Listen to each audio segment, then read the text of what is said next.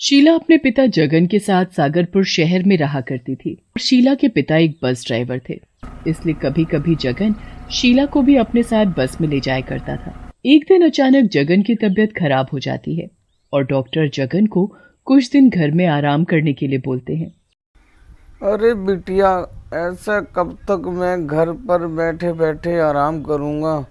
अगर कुछ दिन तक और ड्राइवरी नहीं की तो घर का खर्चा पानी कैसे चलेगा।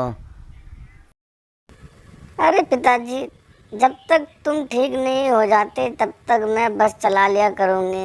और तुम तो जानते ही हो कि तुम्हारी बेटी तुमसे अच्छी बस चलाती है। अगले ही दिन से शीला बस लेकर चल देती है। सभी बस ड्राइवर सवारी बुलाने के लिए आवाजें लगा रहे होते हैं। आओ भाई आओ, गगनपुर जाने वाली सारी सवारी इस बस में आ जाओ। सुंदर लड़की को देखते हुए दूसरी बसों की सवारी उतरकर शीला की बस में जा बैठती है। इस तरह अगले दिन भी शीला बस लेकर जाती है और शीला को देखते ही दूसरी बसों की सवारी उतरकर शीला की बस में जा बैठती है। अरे वाह, कल की तरह आज ही मेरे बस में बहुत सवारी हो गई। लगता है आज ही मेरी बहुत अच्छी। जब से ये लड़की आई है, जब से मेरा तो धंधा ही चौपट हो गया है। पहले मेरी बस में सवारी खचाखच भरी रहती थी, पर जब से ये सुंदर लड़की आई है मेरी बस की सवारी सारी इसकी बस में चली जाती है। लगता है मुझे इस लड़की का कुछ ना कुछ तो करवाना ही पड़ेगा, तभी बात बनेगी। तभी मदनलाल अपने पॉकेट से मोबाइल फोन निकालता है और फोन पर किसी से बात करता है। कुछ ही देर में मदनलाल के पास जग्गा और बबलू नाम के दो आदमी वहां आते। अरे भाई, तुम ही हो ना मदनलाल, जिसने हमें फ़ोन करके बुलाया है? हाँ, मैं ही मदनलाल, जिसने तुम्हें फ़ोन करके बुलाया था। हाँ भाई बोल, क्या काम है? भाई सामने ये लड़की जो दिख रही है इसका ही कुछ करना है। इसका कुछ ऐसा करो कि इसकी बस में लोग बैठे तो क्या, बैठ तो हो भी डरें।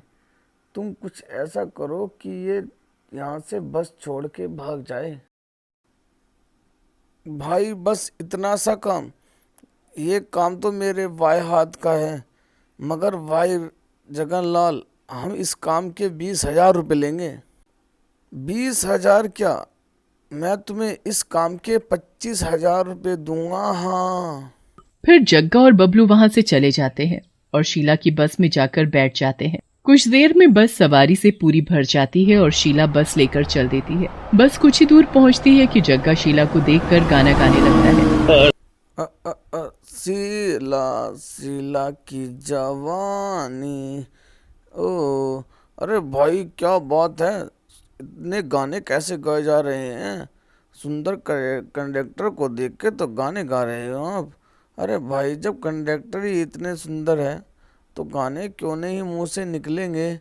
बहुत मजा आ रहा है भाई। फिर जग्गा शीला के पास जाकर खड़ा हो जाता है और शीला से बोलता है, अरे ओ कंडक्टर शीला जी, जरा हमारी तरफ भी नजर घुमा के देख लो। अरे शीला जी, कैसे चुपचाप बस भगाए दिए जा रही हो? अरे तुम दोनों चुपचाप अपनी सीट पर बैठो, कब से फालतू बातें किए जा रहे हो। अरे भाई, क्यों इस बेचारी लड़की को परेशान कर रहे हो? अरे ओ चाचा, जहाँ बैठे हो वहाँ चुपचाप बैठे रहो, वरना चलती बस से उठा के नीचे फेंक दूंगा तुझको। शीला बस रोक देती है और जग्गा के पास जाकर बोलती है, बहुत हो गया तुम दोनों का, या तो तुम इस बस में बैठो या फिर यहाँ से जग्गा उतरो। मौका देखते ही शीला का हाथ पकड़ लेता है और बोलता है, अरे शीला रानी, क्यों इतना गुस्सा करती हो? हमारे पास आकर तो बैठो। अरे कमबख्त, छोड़ मेरा हाथ। देख शीला रानी, ना तो हम इस बस से उतरेंगे और ना ही चुपचाप बैठेंगे। तू चुपचाप जाके अपनी बस को चला।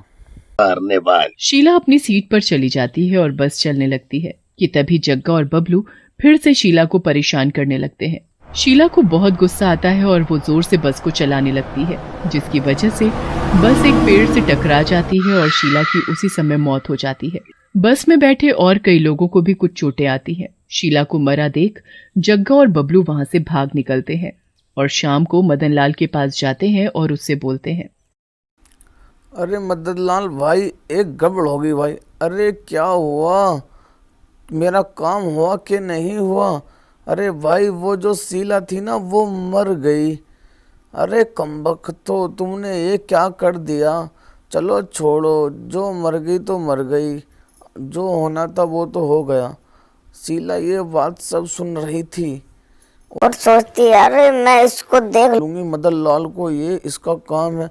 चल ठीक है, अब हमारे पैसे निकाल तू, बहुत देर हो गई तुझको बकबक करो। हाँ भाई हाँ, ले लेना अपने पैसे, पर क्या मैं इतने पैसे अपनी जेब में लिए घूम रहा हूँ? सुबह आ जाना और अपने सारे पैसे ले जाना। फिर वे सभी वहां से चले जाते हैं। अगले दिन सुबह सुबह जग्गा और बबलू बस स्टैंड जाते हैं और वहां मदन लाल से अपने पैसे मांगते हैं। ए भाई मदन लाल, हमारे पैसे लाया है क्या? तुझे भी पहुंचा दे शीला के पास। ऐसा बोलकर जग्गा और बबलू जोर जोर से हंसने लगते हैं। भाई लाया हूँ, पर अगले सवारी तो बिठा लूं। चलो एक काम करो, तुम दोनों में बस में जाकर बैठो, मैं अभी आ रहा हूँ तुम्हारे पैसे लेकर। ठीक है भाई, पर जल्दी आना। तभी चुड़ैल एक सुंदर लड़की का रूप लेकर मदन लाल के पास जाती है। अरे भाई, मैंने सुना है तुम्हें एक बस सुंदर ड्राइवर लड़की की देखकर जरूरत है। मदन लाल उसे मना नहीं कर पाता और उससे बोलता है। अरे अगर ये सुंदर लड़की मेरी बस चलाएगी तो मेरी बस तो चकाचक भर जाएगी शीला की तरह, फिर मेरा मजा आ जाएगा, फिर तो मैं ही मैं नजर आऊंगा। फिर चुड़ैल सुंदर लड़की के रूप में बस की ड्राइवर सीट पर जा बैठती है। कुछ देर में बस पूरी भर जाती है और आखिर में मदन लाल भी जग्गा और बबलू के साथ बस में जा बैठता है। जग्गा सुंदर लड़की को उस ड्राइवर के रूप में देखकर बोलता, अरे वाह क्या बात है। अरे मदन लाल, ये हसीना कहाँ से ले आया? सुबह से दिन हो जाती है। शीला बस को जंगल के अंदर ले जाती। अरे ओ लड़की, ये बस कहाँ ले जा रही है? बस में बैठे और लोग भी बोलने लगते हैं। अरे भाई, ये बस तो सागरपुर जाने वाली थी ना, फिर ये लड़की बस को जंगल में कहाँ ले जा रही है? तभी शीला चुड़ैल के रूप में आ जाती है और जोर जोर से हंसने लगती है। चुड़ैल को देखकर सभी के होश उड़ जाते हैं और बस में बैठे सभी लोग थर थर कांपने लगते हैं। बस में बैठी एक औरत अपने पति से बोलती है। अरे मर गए रे। अरे नास पीटे, मैंने तुझसे कहा था इस बस में मत बैठना, पर तू तो सुंदर लड़की को देखकर इस बस में चढ़ गया। खुद तो मरेगा, मुझे भी मरवाएगा। तभी चुड़ैल जग्गा से बोलती है। क्यों रे जग्गा, अब गाना नहीं गाएगा? कल तो बहुत गाना गा रहा था। अरे मर गया रे।